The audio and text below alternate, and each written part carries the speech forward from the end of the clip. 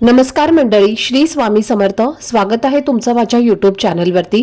आजचा दिवस तुम्हा सर्वांना खूप छान, सुखाचा, आनंदाचा आणि समाधानाचा जाऊ देत, हीच मी स्वामींच्या चरणी प्रार्थना करते आणि आजच्या या नवीन व्हिडिओला सुरुवात करते. पण त्या अगोदर तुम्ही माझ्या चॅनलवरती जर नवीन असाल तर चॅनलला पण लगेच सबस्क्राईब करा आणि कमेंटमध्ये श्री स्वामी समर्थ लिहायला अजिबात विसरू नका. आज 5 फेब्रुवारी वार आहे गुरुवार आणि आजचा दिवस आहे माघी संकष्टी चतुर्थीचा. आपल्याला माहिती आहे की प्रत्येक महिन्यात संकष्टी चतुर्थी येते, पण प्रत्येक चतुर्थीचं महत्त्व वेगवेगळं असतं आणि माघ महिन्यातील संकष्टी चतुर्थीला विशेष स्थान दिलं जातं. माघ महिन्यातील या संकष्टी चतुर्थीला द्विजप्रिया संकष्टी चतुर्थी असंही म्हटलं जातं आणि या दिवशी गणपती बाप्पांच्या 32 रूपांपैकी 6व्या रूपाची पूजा केली जाते. संकष्टी म्हणजे संकटांना दूर करणारी, अडचणींवरती विजय मिळवून देणारी तिथी. म्हणूनच या दिवशी श्रद्धेने आणि विधीपूर्वक गणपती बाप्पांची आराधना केली तर जीवनातील अडथळे, त्रास, चिंता आणि नकारात्मकता हळूहळू दूर होऊ लागते असं मानलं जातं. या दिवशी उपवास केला तर बुद्धीची वाढ होते, मुलांची प्रगती होते आणि मन अधिक स्थिर होते अशी ही श्रद्धा आहे. माघ महिना स्वतःमध्येच खूप पवित्र आणि महत्त्वाचा मानला जातो आणि त्यात येणारी ही संकष्टी चतुर्थी तर विशेष फलदायी असते. या दिवशी व्रत, पूजा आणि भक्तिभावाने केलेली साधीशी सेवा सुद्धा गणपती बाप्पांच्या कृपेने जीवनात आनंद, समाधान आणि मनोकामना पूर्ण होण्याचा मार्ग मोकळा करते. आपल्या हिंदू धर्मात गणपती बाप्पांना प्रथम पूज्य देवता मानलं जातं. ते विघ्नहर्ता आहेत, बुद्धी, शहाणपण, ज्ञान आणि सौभाग्याचं प्रतीक आहेत. या दिवशी गणपती बाप्पांची पूजा केल्याने केवळ संकट दूर होतात असं नाही, तर घरात सुख, शांती, समृद्धी आणि सकारात्मक ऊर्जा वाढते असंही मानलं जातं. आणि म्हणूनच धार्मिक दृष्टिकोनातून माघ महिन्यातील ही संकष्टी चतुर्थी खूपच महत्त्वाची आहे आणि या दिवशी पूजेसोबतच काही साधे पण प्रभावी उपाय केले जातात. तर आजच्या या व्हिडिओमध्ये मी तुम्हाला असाच एक अतिशय सोपा पण प्रभावी असा उपाय सांगणार आहे. आज गुरुवार असून माघी संकष्टी चतुर्थी आहे आणि तुम्ही उपवास नाही केला तरीही चालेल, कारण संध्याकाळच्या वेळेला कापूर जाळताना एक खास वस्तू जाळली तर घरातील दोष, अडचणी, सततचं भांडण, नकारात्मकता, नजरबाधा, वास्तुदोष यापासून घराला संरक्षण मिळतं असं मानलं जातं आणि घरातील सदस्यांची, मुलांची आणि पतीची प्रगती सुरू होते. लक्ष्मीचा वास घरात टिकून राहतो अशी श्रद्धा आहे. तर ही वस्तू नेमकी कोणती आहे, ती कधी आणि कोणत्या वेळेत जाळायची आणि त्याची योग्य पद्धत काय आहे याबद्दलची संपूर्ण माहिती आजच्या व्हिडिओमध्ये मी तुमच्यासोबत शेअर करणार आहे. त्यामुळे व्हिडिओ हा स्किप न करता शेवटपर्यंत नक्की पहा, जेणेकरून तुमच्यापर्यंत योग्य ती माहिती पोहोचेल. आणि तुम्ही माझ्या चॅनलवरती जर नवीन असाल तर चॅनलला पण लगेच सबस्क्राईब करा आणि बेल आयकॉनला पण प्रेस करा, म्हणजे मी जेव्हा कधीही नवीन व्हिडिओज अपलोड करेन त्याचं नोटिफिकेशन सर्वात आधी तुम्हाला मिळेल आणि तुमचा एकही व्हिडिओ हा मिस होणार नाही. तर पहा, आजच्या या व्हिडिओमध्ये तुम्हाला मी जो उपाय सांगणार आहे तर हा उपाय आपल्याला आज गुरुवारी संध्याकाळीच करायचा आहे आणि हा उपाय तुम्ही संध्याकाळी 6 वाजल्यापासून ते अगदी रात्री 12 वाजेपर्यंत कोणत्याही वेळी करू शकता. पण जर तुमच्याकडे वेळ असेल आणि शक्य होत असेल तर सायंकाळी 6 ते रात्री 9:30 किंवा 10 वाजेपर्यंत हा उपाय करण्याचा प्रयत्न नक्की करा, कारण ही वेळ घरामध्ये लक्ष्मी तत्व सक्रिय होण्याची मानली जाते आणि या वेळेत वातावरणात सकारात्मक ऊर्जा खूप जास्त प्रमाणामध्ये कार्यरत असते. त्यामुळे या काळात केलेला उपाय अधिक प्रभावी ठरतो आणि त्याचं फळ हे अनेक पटीने लवकर मिळतं. तरी सुद्धा जर यावेळी तुम्हाला नाही जमलं तर काळजी करू नका, कारण रात्री 12 वाजेपर्यंत हा उपाय केला तरीही चालेल. कारण आज माघ महिन्यातील संकष्टी चतुर्थीला अनेक शुभयोग एकत्र आलेले आहेत. आज कुंभ राशीत राहू विराजमान आहे आणि त्याच वेळी बुध आणि शुक्र ग्रहांचा प्रवेश होत असल्यामुळे त्रिग्रही योग तयार होत आहे. त्याचबरोबर लक्ष्मीनारायण नावाचा अत्यंत शुभ योग सुद्धा आजच्या दिवशी जुळून आलेला आहे आणि त्यातच ही चतुर्थी गुरुवारी आल्यामुळे या दिवसाचं महत्त्व आणखीनच वाढलेलं आहे.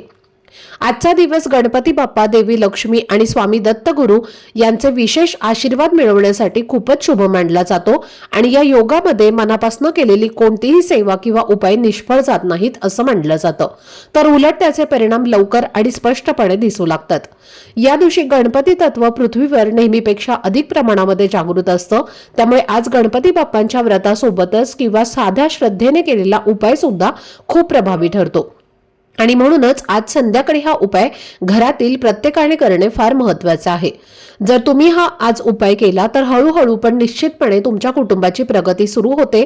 आणि जर तुमच्या घरामध्ये सतत काही ना काही त्रास, अडचणी किंवा अडथळे येत असतील, कोणतंही काम हाती घेतलं तर ते पूर्ण होत नसेल, यश मिळण्याआधीच अडचणी उभ्या राहत असतील किंवा घरामध्ये नवरा बायकोचे वाद, आई मुलांमध्ये मतभेद, सततची चिडचिड किंवा अस्वस्थता जाणवत असेल, तर अशा सर्व परिस्थितींमध्ये हा उपाय खूप उपयोगी ठरतो असं मानलं जातं.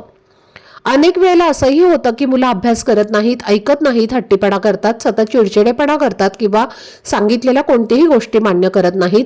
तर अशा वेळी घरातील वातावरण जड झाल्यासारखं वाटतं आणि हेच वातावरण बदलण्यासाठी आजचा दिवस खूप महत्त्वाचा आहे.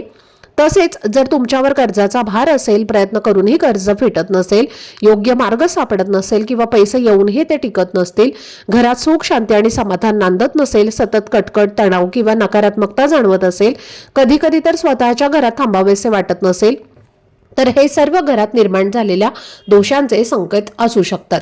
आणि अशा या दोषांमुळे कुटुंबामध्ये अडचणी वाढू लागतात, कामे रखडतात आणि मनावर न कळत ओझे येतं. आणि म्हणूनच अशा विशिष्ट तिथीला श्रद्धेने काही उपाय केले तर ते खूपच परिणामकारक ठरतात. गणपती बाप्पा हे केवळ बुद्धी आणि ज्ञानाचे दैवत नाहीत, तर ते विघ्नहर्ता आहेत, संकट दूर करणारे आणि दारिद्र्य नष्ट करणारे देवता मानले जातात. आणि म्हणूनच आजच्या या दिवशी त्यांची कृपा मिळवणं फार महत्त्वाचं आहे. आपल्या हिंदू धर्मात काही वस्तूंना खूप महत्त्व दिलं जातं आणि त्यापैकी कापूर हे एक महत्त्वाचं तत्व आहे. कारण कापूर जाळून देवपूजा केली असता घरातील नकारात्मक ऊर्जा नष्ट होते असं मानलं जातं. आणि म्हणूनच कोणत्याही पूजेमध्ये कापूर लावणं हे अत्यंत शुभ मानलं जातं. घरामध्ये कापूर जाळल्याने वातावरण शुद्ध आणि सुगंधी राहतं, वादविवाद कमी होतात, मन प्रसन्न होतं, पितृदोष कमी होतो आणि घरात कोणतीही नकारात्मक शक्ती किंवा वाईट नजर प्रवेश करत नाही असं मानलं जातं. त्यामुळे कुटुंबाचं संरक्षण होतं.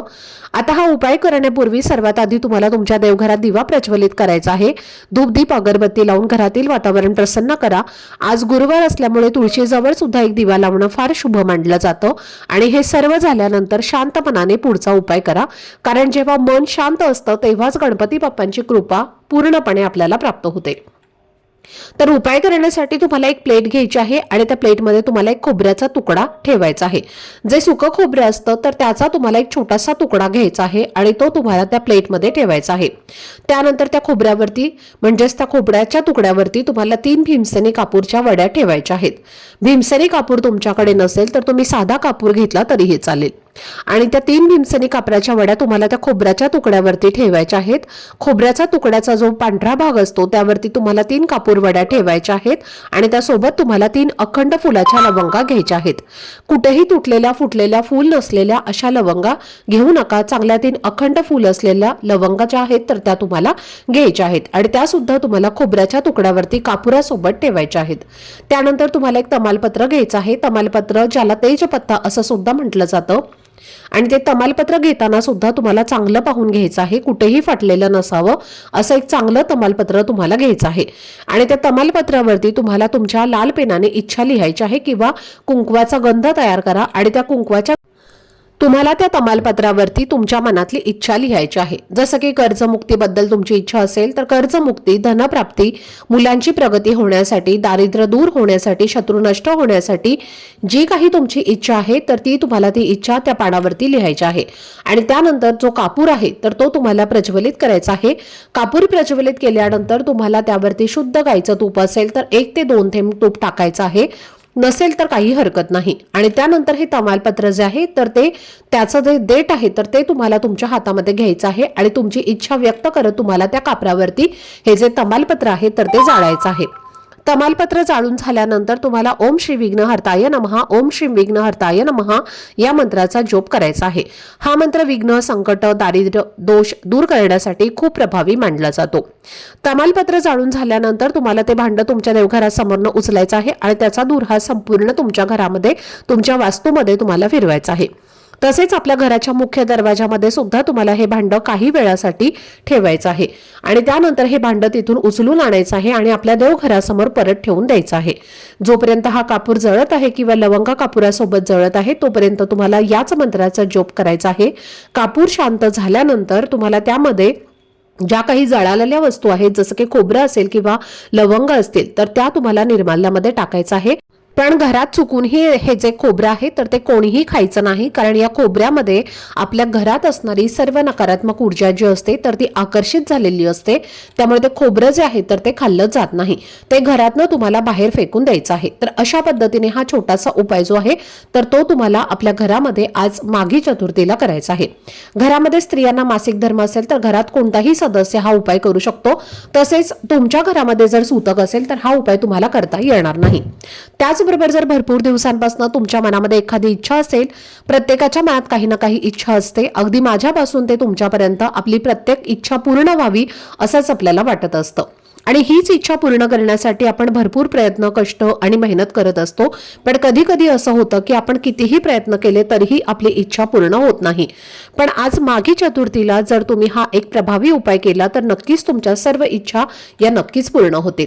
तर उपाय काय करायचा आहे तर पहा, तुम्हाला 21 दुर्वा घ्यायच्या आहेत, ज्या दुर्वाला 3 दल किंवा 5 दल असतात, म्हणजे 3 पानं किंवा 5 पानं असतात. तर अशा तुम्हाला 21 दुर्वा ज्या आहेत तर त्या घ्यायच्या आहेत. 21 दुर्वांची तुम्हाला जोडी तयार करायची आहे आणि त्या दुर्वा तुम्हाला हळद कुंकू लावायचं आहे, थोडंसं तूप लावायचं आहे आणि त्या दुर्वा तुम्हाला उजव्या हातामध्ये घ्यायच्या आहेत. आणि जर तुम्हाला शक्य असेल तर 11 वेळेला गणपती अथर्व शीर्षाचं पठण करायचं आहे आणि 11 वेळेला करणं शक्य नसेल तर 1 वेळेला पठण करायचं आहे. त्याची फलश्रुती सुद्धा तुम्हाला म्हणायची आहे आणि त्यानंतर मनात इच्छा व्यक्त करून या दुर्वा तुम्हाला गणपती बाप्पांना अर्पण करायच्या आहेत आणि पुन्हा एकदा दोन्ही हात जोडून आपल्या मनातील इच्छा तुम्हाला व्यक्त करायची आहे. जर हा उपाय तुम्ही आज चतुर्थीला केला तर तुमच्या मनातील कितीही कठीणातील कठीण इच्छा ही नक्कीच पूर्ण होईल. हा उपाय तुम्ही घरी केला तरीही चालेल किंवा तुमच्या घराजवळ जर गणपती बाप्पांचं मंदिर असेल तर मंदिरामध्ये जाऊन तुम्ही हा उपाय केला तर अतिशय उत्तम. कारण मंदिरामध्ये ज्या काही सकारात्मक लहरी असतात, जी काही दैवी शक्ती तिथे असते तर ती खूप जास्त असते. कारण तिथे येणारा प्रत्येक माणूस हा चांगल्या भावनेने येत असतो. त्यामुळे मंदिरामध्ये सकारात्मकता ही जी असते तर ती आपल्या घरापेक्षा खूप जास्त असते. आणि तेव्हा तुम्ही मंदिरामध्ये जर काही उपाय करता तेव्हा ते खूप जास्त प्रभावी ठरत असतात. आणि म्हणून जर शक्य असेल तर हा उपाय तुम्ही मंदिरामध्ये करू शकता.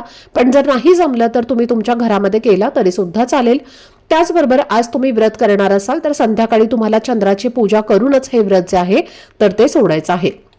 चंद्रोदयाची वेळ असणार आहे रात्री 9:43 तर या वेळेला तुम्हाला चंद्राची पूजा करून हे व्रत सोडायचं आहे. जर आपण चंद्राची पूजा न करताच हे व्रत सोडलं तर त्या व्रताचं फळ जे आहे तर ते आपल्याला मिळत नाही. म्हणून चतुर्थीचं व्रत जर तुम्ही आज करणार असाल तर संध्याकाळी चंद्राची पूजा करून मगच गणपती बाप्पांची आरती करायची आहे, नैवेद्य दाखवायचा आहे आणि त्यानंतर तुम्हाला तुमचं व्रत जे आहे तर ते सोडायचं आहे. तर हे काही प्रभावी उपाय आणि सेवा ज्या आहेत तर त्या तुम्हाला आपल्या घरामध्ये आज चतुर्थीला आवर्जून करायच्या आहेत. तर ही अत्यंत महत्त्वाची माहिती मला तुमच्यासोबत शेअर करायची होती. आजचा हा व्हिडिओ जर तुम्हाला आवडला असेल, माहितीपूर्ण वाटला असेल तर व्हिडिओला लाईक, शेअर आणि चॅनलला सबस्क्राईब नक्की करा. भेटूयात पुढच्या व्हिडिओमध्ये. तोपर्यंत सर्वांना श्री स्वामी समर्थ.